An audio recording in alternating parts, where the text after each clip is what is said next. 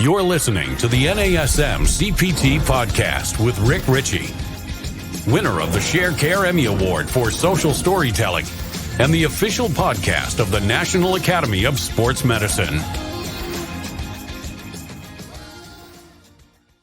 Hey y'all, and welcome to the NASM-CPT Podcast. My name is Richey, and today let me just give you a little warm-up, a little brief. So a few years ago when I was in high school, I had a buddy named Jeremy. And Jeremy was just, and still to this day, is just a different thinking individual. And my dad knew Jeremy because my dad was the vice principal at Jeremy's high school and therefore had run-ins with this fella. And Jeremy and I became best friends in high school. And my dad, speaking of Jeremy, said, trying to talk to Jeremy is like trying to put your finger on a watermelon seed. Every time you think you're about to pin him down, he shoots off in another direction. Well, Jeremy, I see your ADHD and raise you with my new friend, Peter Shankman. Welcome to the show, Peter. Hey, Peter, how you doing, man? There we go. Good to be here, man. It's been a while. Nice to see you again. It has been a while. I think the last time we saw each other was maybe at a birthday party that your daughter was attending a birthday party. My son was attending a different birthday party at Chuck E. Cheese in Harlem. Right. Yes. Random place that she was maybe like 4. Yeah, so it's been a while because she just turned 10 last week. Oh my goodness, man. It's been a long time. I'm glad to have you. Thanks for reaching out. We do stay in touch on social media a bit, and I appreciate that. Why don't you do this for our audience? Give us a little intro to who you are, what you do, and then we're going to talk about what we're going to talk about. Yeah, I mean, so I have a random life. I started my career back in the 90s in America Online. I was the founder of the newsroom there, and I helped create AOL News back when it was when AOL was the internet. And I moved back to New York in 1998. Had no idea why, but couldn't keep a job. Like AOL was great because they let us work any way we wanted. I had a blast there. Moved back to New York. Got a job at a magazine, associate editor. Lasted a week. Got another job. Lasted 2 weeks. And over time, I realized, some people are not meant to work for other people. And I went on my own in late 98. I started the PR firm. And I remember I told my parents, I'm like, well, I'm going to start a PR firm. And when it fails, I'll get a real job. Not if it fails, when it fails. And it's going to be 25 years this October. I've started and sold 3 companies, and I haven't had to get a real job. So I've been pretty lucky. I busted my ass, but I've been pretty lucky. Most notably, I'm probably most famous for having started a company and sold it called Help a Reporter Out, or HARO, which changed how journalists and sources found each other in the world. And that was acquired by PR Newswire around 12 years ago now. Since then, I've been consulting and speaking. I speak to companies about customer experience and customer service. But after I sold HARO, I tried to figure out why I could start and sell companies pretty easily and do all these random things, but couldn't, like take the garbage out or remember to, that I would book multiple meetings on the same day on separate continents at the same time, to the point where my assistant, I came into my office one day and I had no more write access to my calendar. Like I couldn't put anything, I wasn't allowed. And so after doing all that, I finally got diagnosed with ADHD in my late 30s, early 40s. And it's not like a late diagnosis. It was a very late diagnosis. Well, growing up in New York City, most people are really young. Growing up in New York City in the 70s and 80s in the public school system, it wasn't ADHD. It was sit down, you're disrupting the class disease, right? And, it didn't exist. And so I always knew there was something different. And as I heard it being talked about, I'm like, yeah, I probably have that. But I just got diagnosed to sort of prove a point. Like, yes, okay, everything makes sense now. All of my success, I can't remember to take the trash out.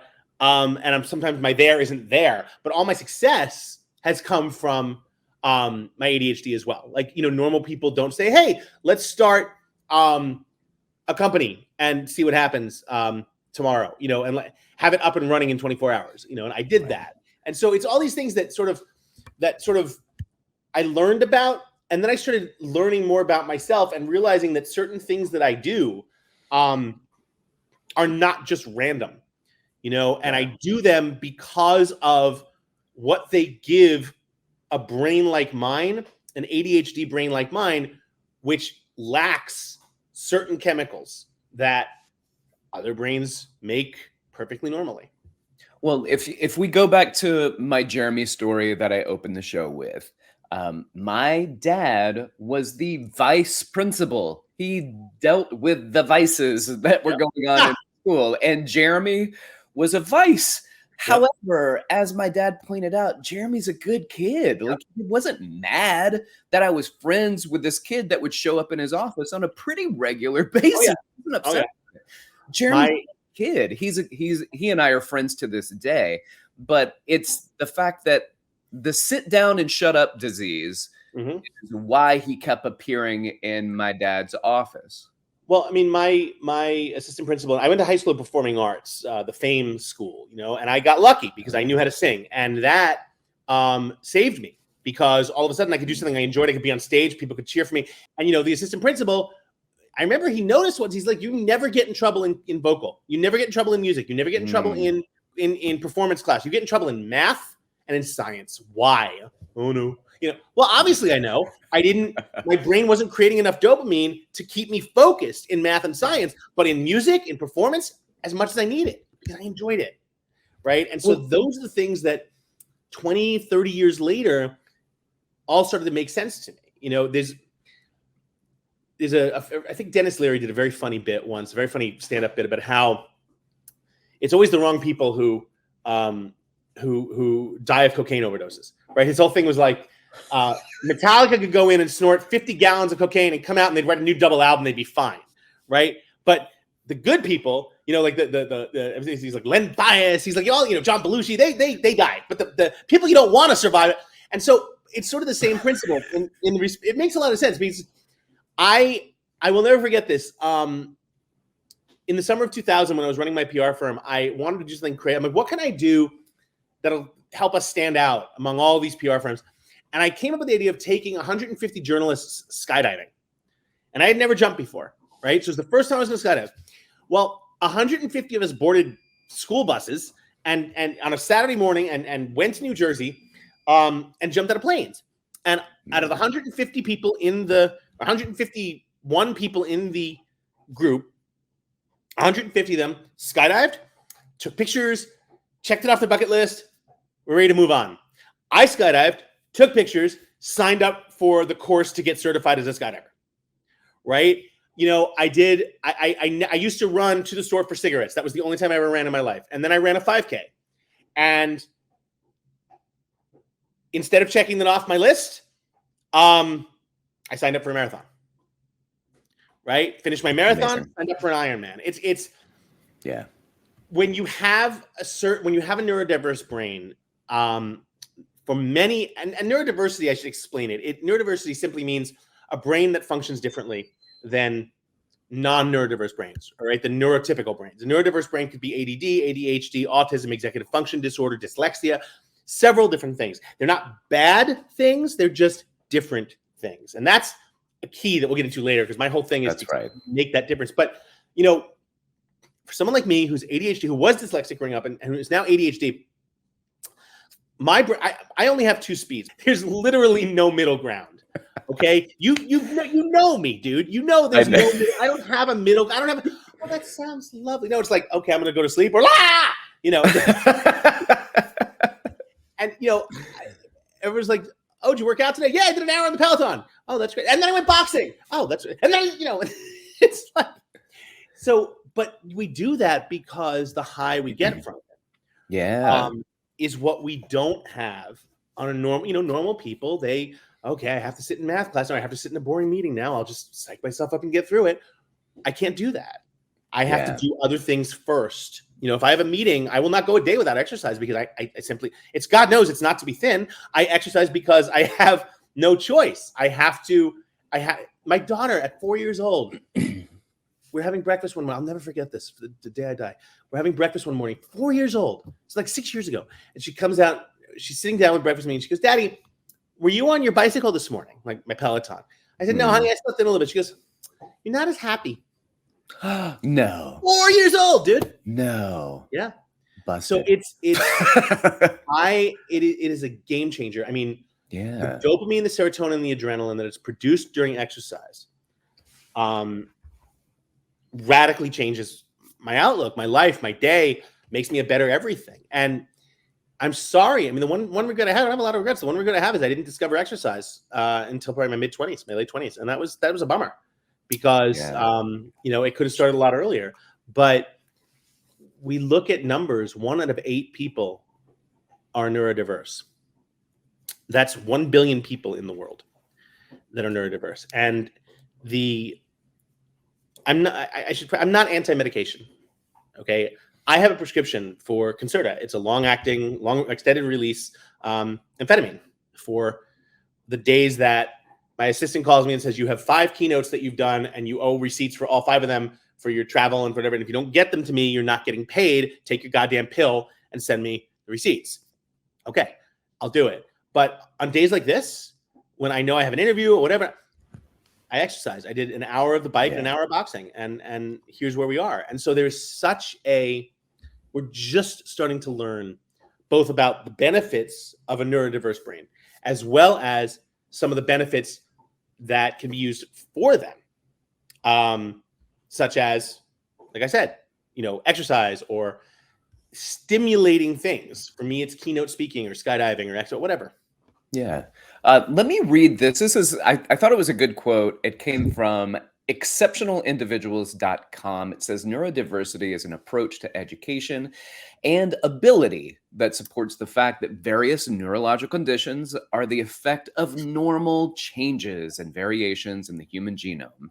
ADHD, autism, dyslexia, all fall within the spectrum of neurodiversity and are all neurodiverse conditions. And really, one of the things that I've heard people say is that this type of neurodiversity, for instance, ADHD, that is probably considered a problem. Those are air quotes for those of you who are just listening, not watching YouTube, or a problem.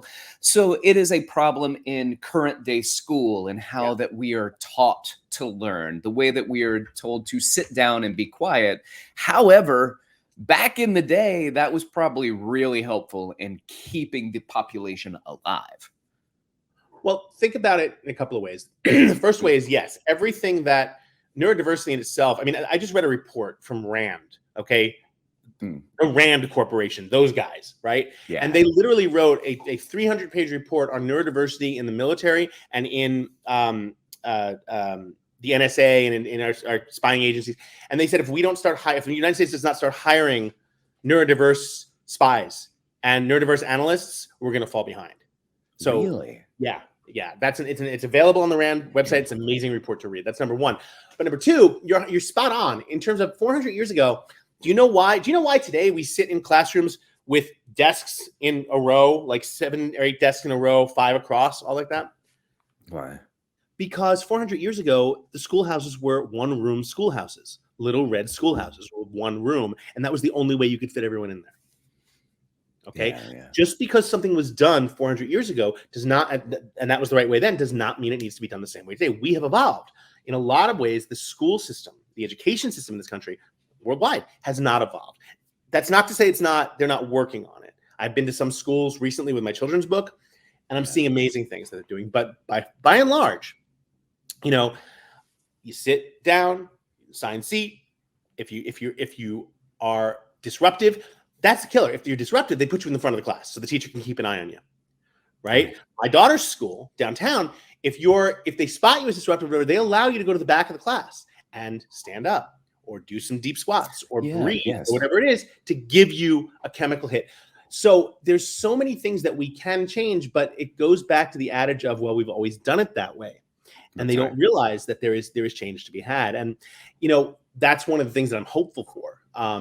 That we can, there's a study that came out of Houston 5 years ago. It was a university in Houston that they took over a school district. They changed recess from 20 minutes a day, and this is elementary school, changed recess from 20 minutes a day to 90 minutes a day. And they changed the breakfast and lunch that they were serving from primarily carbs and breads and things like that to primarily protein with a bit of fat and very little carbs. And they saw, I think the numbers, you can find this online, the numbers are a 14% decrease in boys acting out in class and a 17% increase in girls getting involved in the conversation in class, because girls present ADHD symptoms much differently than boys. Girls tend to withdraw, boys tend to act out. And so it was a complete opposite hit. And it's things like that show you that, you know, it's not just here's a pill, be quiet.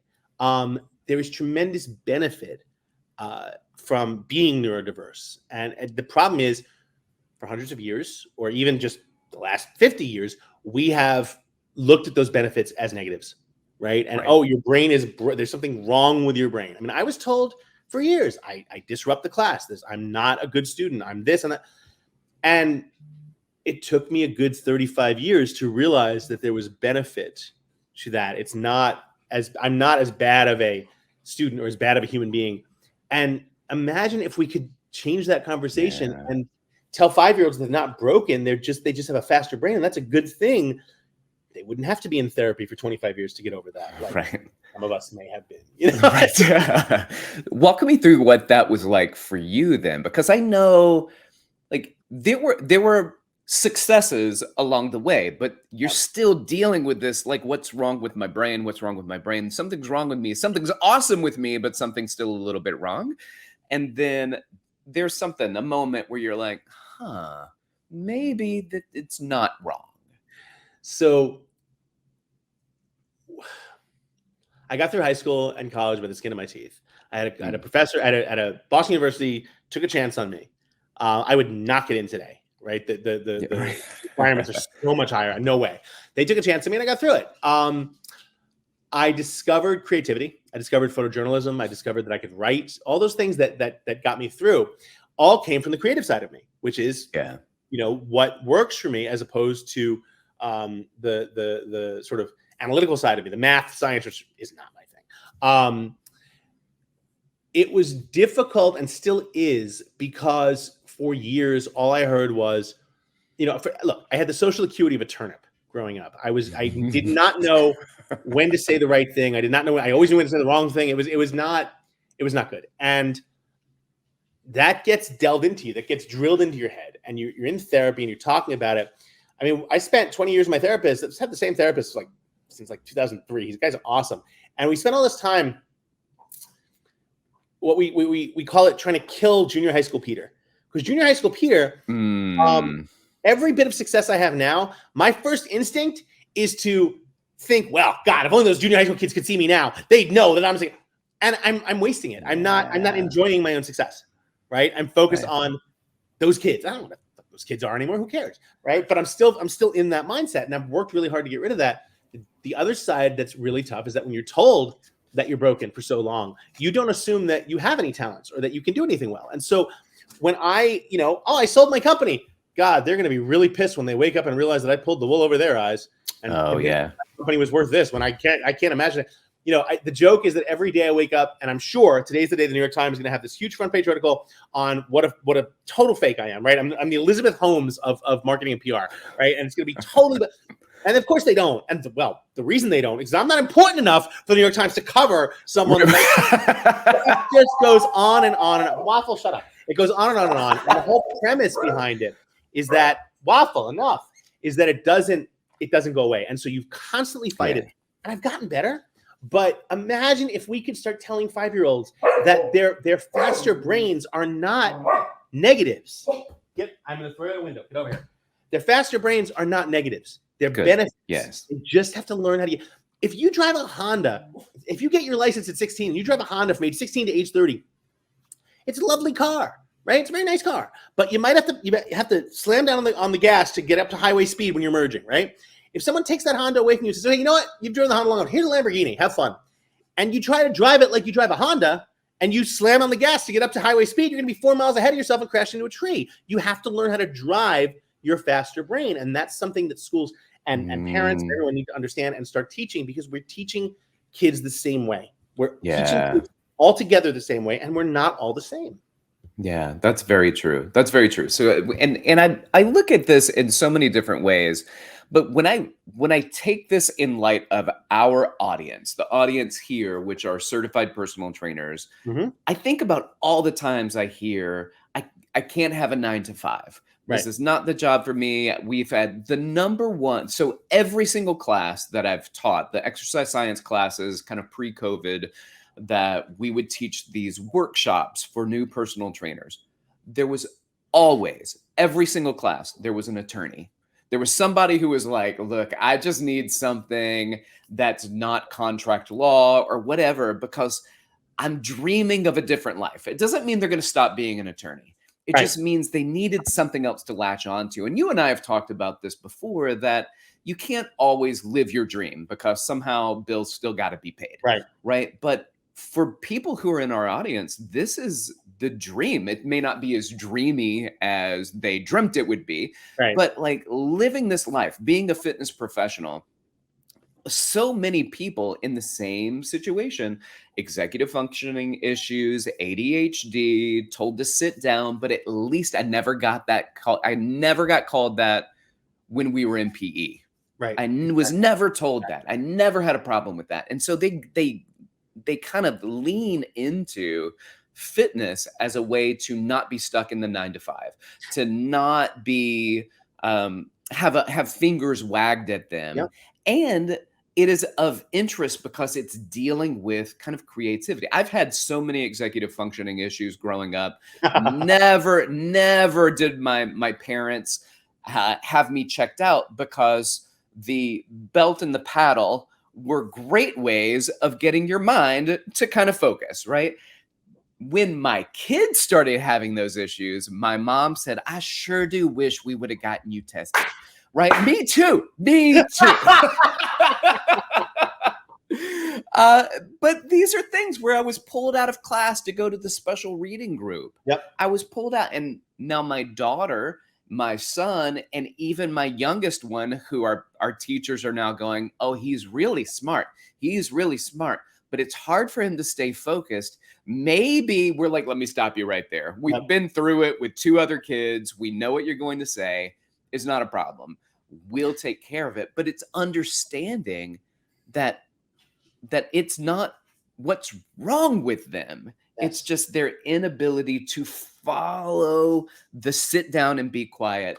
And that always kills me, because when I was given assignments or given projects, I would rock them, right? As long as I was able to work on my own terms. I mean, when I worked at AOL, they loved me because I helped launch that newsroom, and they didn't care. It was the first digital newsroom in the world. So you didn't have to work the 9 to 5. So I'd show up at 2 a.m. and work till noon, and they loved it. And I got everything done.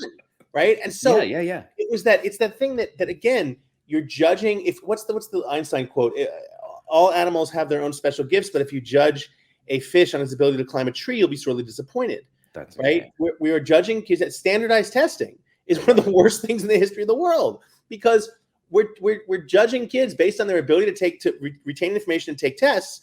When you're neurodiverse, testing is horrible. It's terrible. I mean, I remember I used to throw up before I had to go in and take standardized tests in high school, because I knew I was going to get distracted. I wouldn't be able to do it no matter how much I studied. And we look at it today, I was speaking to a school in Wayne, New Jersey last week, because one of the things I'm doing for my kids' book is I wrote the book because I never want another kid to have to grow up the way I grew up. And what is the book? School. It's called The Boy with the Faster Brain. Oh, I love that name. And it is a children's book full of pictures and illustrations. And it's basically about 10-year-old Peter, who's very hyperactive and keeps getting notes sent home from school until he meets Dr. Lisa. And Dr. Lisa is able to help him learn how to use his faster brain, right? So it's all the things I wish I had when I was 10 years old. But I was giving a talk, and it came out about a month and a half ago. It's doing really well. I'm proud of it. Fantastic. But I was because I've written 5 other books, and so this is my first non-business book, and it's like it's fun. But I was giving this talk. I'll go speak to any school just because I think it's the right thing to do. And I was speaking to a bunch of 3rd and 4th and 5th graders, and one of the kids at the end of the talk, everyone's leaving. This one kid comes up to me, and his head's down. He's not really looking, and he looks at me and he goes, I really liked talk. I never met anyone like me before who's successful. Yeah, we can give you a hug. Yes. So we need to start teaching our children that they're not broken, they're brilliant. Yeah. They're not broken, they're brilliant. And we need to have that conversation. And so, I'll be willing to bet that all those trainers that you talk to who did incredibly well in PE, I'd be willing to bet that they did incredibly well in the classes that came after PE. If they had PE in like 5th period, I bet their 6th through 9th period were awesome because they were so full of dopamine and so full of serotonin and so full of adrenaline that they were able to focus. And that's why when I go into a meeting, I hate meetings. I hate meetings with the fury of 1,000 suns. But when I go into meetings that I have to do, we all have to do meetings, right? If I have a meeting on the 35th floor of a building, I will get off the elevator on the 25th floor and I will walk up 10 flights because something as simple as a 10 flight walk will give me enough to get through that meeting. Or, holding the meeting, we don't have normal sit down meetings. We will have, I call them Aaron Sorkin walk and talks. We will do a West Wing around Midtown Manhattan. And we get so much more done that way. Yeah. There's a guy in my jujitsu class who teaches English to people who are learning, like, the ELA. We're trying to get the English in, but he does it walking in Central Park. There's not an office. His office is Central Park. And he walks and teaches English to people who don't speak English that well. And his business is blowing up and he's having meetings with universities and he's talking to them about this walk and talk and learn. And I think these are super important for people to get. I want to throw out some research here with, as any of these podcasts that we do, we're trying to get some research in there. So this one is by Dan Heigler et al. 2017 called Sweat It Out? And it's a systematic review of literature based on physical exercise and cognition in both children and adults. And what it says is that cardio exercise seems to be acutely beneficial regarding various executive functions like impulsivity, response time, and several physical measures. Beneficial chronic effects of cardio exercise were found on various functions as well, including executive function, attention, and behavior. Now, some of this has to do with these chemical response. There is a flood of chemicals that start to fall into our bodies, goes into our bloodstream. The good thing about when hormonal responses go into the bloodstream, it's the same thing as fear, right? So if I have something fearful happens, it's not that scary and you can talk yourself down mentally, but you're still shaking 30 minutes later. The reason you're still shaking 30 minutes later is that it is a hormonal response. It is in the bloodstream and it takes a while for that to get out of the bloodstream. Rick, I'm a skydiver. Same thing with this. Yes, exactly. So it's not just the moment of skydiving, right? No, there is a fear that strikes in the plane. Everyone's like, oh, you over 500 jumps, you probably don't get scared anymore. The hell I don't. I'm falling out of a plane 3 miles in the air. Yes, I do. The day I don't get scared is the day I take the plane back down because there's something really wrong. Right? I get scared every single time, and that's supposed to happen. It's the same fear that stopped us 1,000 years ago from saying, hey, I should pet that saber-toothed tiger. It's that exact same fear. And so when I land, I bring my laptop to the drop zone. And I'll do the first jump of the day. I do an 8 a.m. jump. I'm back on the ground by 8:25. I take my gear off. I throw it in the corner. I pull up my laptop. I write 10,000 words in an hour. Yeah. Oh, I love that. I love that because it creates the focus. Everything I need is the focus. 100% right. And unlike stimulants of an illegal variety or whatever the case may be, where you flood your system and then you crash, dopamine and serotonin and adrenaline, they sort of flood out casually, right? I've done, I'm certainly not a doctor, but I've dated them. And I was, one of them told me that she goes, someone does a line of Coke, it tells the brain, dump every bit of dopamine you have immediately, just everything. Like even the 10-minute reserve you have to get back that you're only allowed to use in times of war, right? Dump everything. Right. And so when you crash, right? When I do a jump or when I give a corporate keynote or a corporate speech or something like that, I get that same high, but my brain knows, okay, let's give him what he needs. He did a great job, but we'll keep that reserve on the off chance that his way back to the airport, he finds a saber-toothed tiger, right? And so it's a natural response versus a chemical response that's artificial. Right. Ladies and gentlemen, we're talking with Peter Shankman.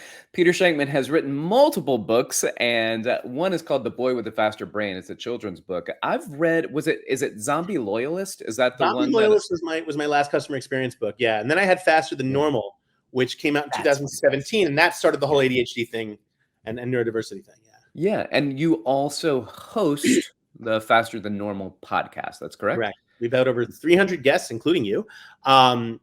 Most of whom have some form of neurodiversity. And we're talking like, no one is as famous as you, but we've had former secretaries of state. We've had undersecretaries of the Treasury. We've had Grammy-winning bands, the band Shinedown. We've had the founder of JetBlue. We've had hundreds of people on the podcast, all of whom have realized that their neurodiversity is a benefit and a gift, and they've shared these stories with how to use it and how they use it and what we can get out of it. And it's the funniest thing, because none of these stories are rocket science, right? The exercise story that I tell everyone, I go to sleep.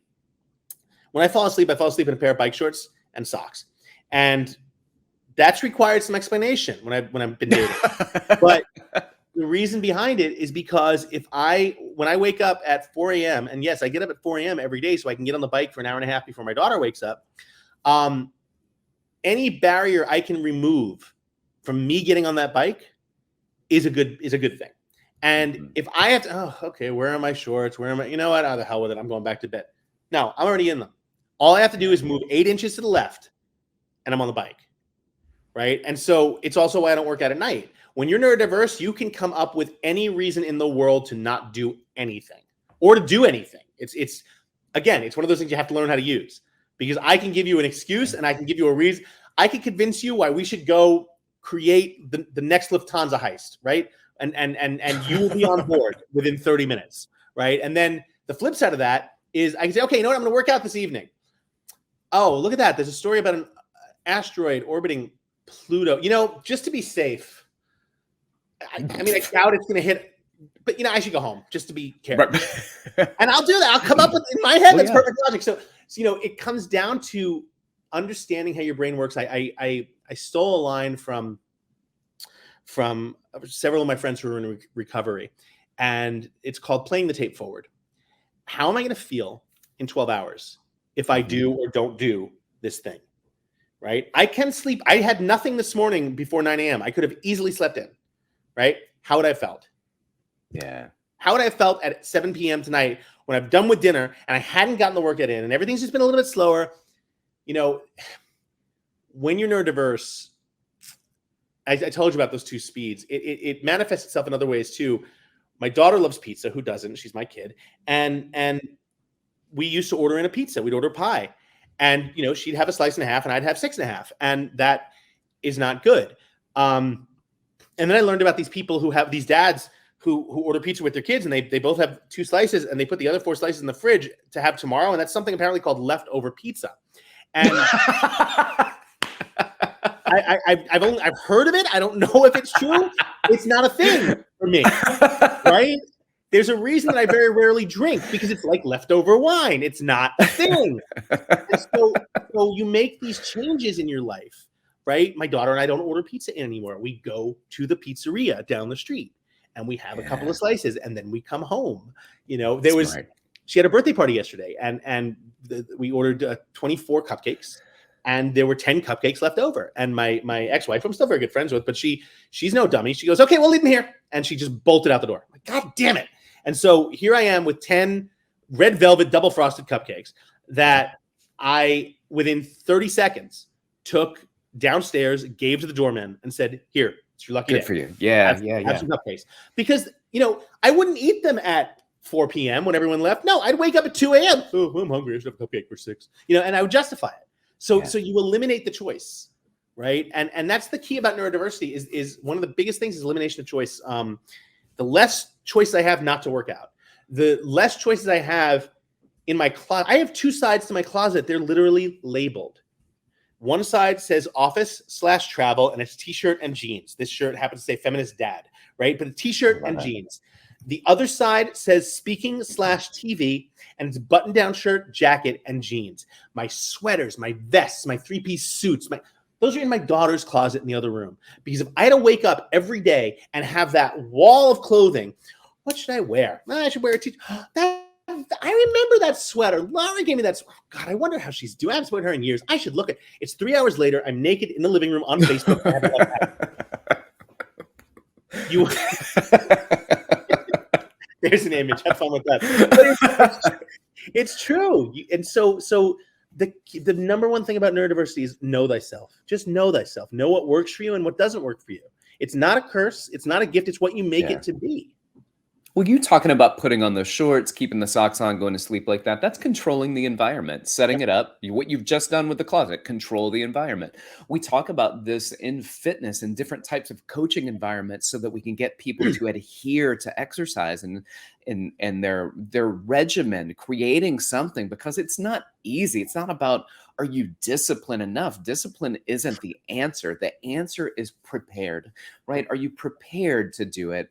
And are you setting up the environment to be successful? So having the socks, having the shorts on, wake up and just do it. Food prep's the same thing. Is it all set up within the refrigerator? Because Sunday is a great day to prep the food for the week. Having this kind of neurodiverse brain. When you said it allows you to not do things or do things, right? Now, I've gotten a lot better, but when it came to writing my dissertation, you have no idea how good I was at doing the dishes and the laundry. I did so much stuff around the house. My wife was like, clearly you should be writing. And I was like, you're right. And I have to sit down and make. But honey, look at how clean the dishes are. Aren't you happy that I did the dishes? For a long time, she was like, listen, just... let's keep it as it is. But when Fast and Normal was due at the publisher, I had a year to write it, and I did all the research. I did all the research, did everything I was supposed to do, and then immediately forgot about it. And 2 weeks left. 2 weeks left. My publisher calls, says, "Hey, checking in. Got about 2 weeks or so. Get the book. You all done?" I'm like, "Oh yeah, no worries." Hang up the phone. Immediately call United Airlines and book a business class round trip ticket to Tokyo for the next day. I load up my laptop, my charger, sweatshirt, and my headphones. And I go to the airport and I get on flight UA 79, New York to Tokyo, and write chapters 1 through 5 on the flight to Tokyo. I land, I go to the lounge, take a shower, I have some sushi, have a cup of coffee or 6. I get back on the same plane, same seat. Now it's United, it's UA 78. And I get back on 78 and I fly back to New York and write chapters 6 through 10. And I landed 31 hours later with a book. And then I got detained by Homeland for 6 hours because I never actually cleared immigration in Asia. And the best part about that is that they to prove that I was who I say I was and what I was doing, they actually called my publisher at home at 8 o'clock on a Sunday night, and she's like, "Yeah, he's writing a book for us." I'm like, and she puts the phone, gives me the phone. I'm like, "Oh, thank you so much for telling them." I'm like, "They'll let me go." She's like, "Yeah, so when you said you had the book done," I'm like, "No, well, it's done now." But yeah, and everyone thought you're crazy. Yeah. You spent $5,000 to go to Asia for nothing. And no, I spent $5,000 to write a book because it worked for me. That's right. Right. Yeah. I knew what I had to do and I got it done. Now I don't encourage procrastination, but in some cases, for me, my happy place is a gym. My happy place is the skydiving drop zone, and my happy place is a plane, and the plane and the drop zone. That's where I get the work done. And because I know for skydiving, I come down, I have the dopamine. On the plane, there's literally nothing else to do. And yes, there's Wi-Fi on the plane, but have you seen that Wi-Fi? It's like shit Wi-Fi. I don't even bother. I get on the plane, I write, and that's it. No one can stop me. Well, when you said there was a kid at the elementary school that was very delighted that he had never met anyone successful that was like him, and this is why I think your podcast is important, because there are a lot of successful people. There are a lot of successful people with neurodiverse brains. There are a lot of people out there, and maybe even more so, when it comes to like, what is the percentage of successful people who own and run companies that actually have neurodiversity, it's because there's this impulsivity that says, look, I need to make some wise decisions. However, I can't keep living my life like this. I've got to do this, right? And there are a lot of people out there like that. There are a lot of people out there like you. And I think people need to know that you exist. I think and it's A, very kind of you to say, but B, I think as important, if not more so, at the end of the day, you have all these. Dog is neurodiverse too. No, well, that's a given. I mean, my dog, duh. But he walks around all day. Oh, what's that? What's that? But no, it's dogs just in general. I mean, just in general, I am the dog from Up, so it makes sense that I have the dog from Up. But it's, squirrel. But I think that the key thing that people need to understand about neurodiversity is it doesn't mean we're constantly looking for something shiny. It means that we're looking for ways to continually give ourselves the dopamine we need so we can be more productive than you, and we can be more creative than you. And we can, I gave a keynote to Morgan Stanley last week that was satellite fed to their 80,000 employees. And it was basically a conversation about neurodiversity and how to work with neurodiverse staff, and more importantly, why it's important that you do, right? And what you can do to make them feel more inclusive. Because here's the thing, in the workplace, this is huge, and this is what I'm getting calls now more than anything to talk about, is workplace neurodiversity. Have you ever heard of something called curb cuts? No, what's so that? The theory, you'll love this. You love theories. There's a theory called curb cuts, and the curb cut theory, which has been proven out. So I don't know if it's still a theory once you prove it, but it's a thing. And basically, at the end of World War II, about 600,000 injured soldiers came back to America after the war, and they were in wheelchairs, they were on crutches, whatever the case may be. Every town in the country, by order of the president, was directed to create curb cuts on the corner of every street, the little ramps that exist today, that allowed injured veterans to get up the ramp, to get onto the sidewalk easier. Prior to World War II, there were no cuts in the curbs. Okay, well, what happened? What do those curb cuts do? Well, they certainly helped 600,000 injured veterans. You know who else they helped? Pregnant women, old people, delivery boys, young people, mothers with strollers, you name it. It was a gift to one segment of society, or a concession to one segment of society that helped every segment of society. And so when you look at neurodiversity, the concept of giving someone permission to wear noise-canceling headphones that then doubles their productivity in the office, give everyone that permission, right? And see what happens to productivity. I worked with a company about 6 months ago who was bringing people back to the office after being, remote for 2 years. And they were getting a lot of pushback from everyone, but especially the neurodiverse group, because of how well neurodiverse people had worked during the pandemic. They were off the charts productive. And so what we did was they had hot desks where you choose whatever desk you want. You go in, you plug in your laptop, you work there for the day. Okay. So they wanted to have people come in 3 days a week. So we created lights above every desk, red, yellow, and green. And when the person sat down at the desk, they could choose which light. Red, don't bother me. Yellow, bother me if it's important. Green, I'm open for anything. Okay. And the executives were afraid that everyone would just be red for 3 straight days, so they didn't have to be bothered. What ended up happening is almost everyone was red the first day. By the second day, 50% of the people were yellow. By the third day, 75% of the people were green, because they were so much more productive that first day when no one bothered them. More productive the second and third day, and actually be open to ideas and open to brainstorming. Productivity has gone through the roof in this company. And so it's those kind of open your mind to thinking about what you can do, right, for one segment of your workforce that benefits everyone. Oh, man. All right. So let me do this, and then I'm going to let you go. One more piece of research that you're going to appreciate. Zoo et al. 2023. It was a comparative effectiveness of various physical activity interventions on executive function and other related symptoms in children and adolescents that had ADHD. So there was open skill activities, which you could just kind of walk around the fitness facility and do whatever you want. And there were incredible benefits for those with executive function issues. The subgroups were this, where it was just people who wanted to do open skills, right? So again, anything you want, which improved inhibitory control. Closed skills. Let's close it off. This is what you're supposed to do. It was dominated by aerobic exercises, and it had slightly higher probability of being most promising physical exercise intervention for working memory.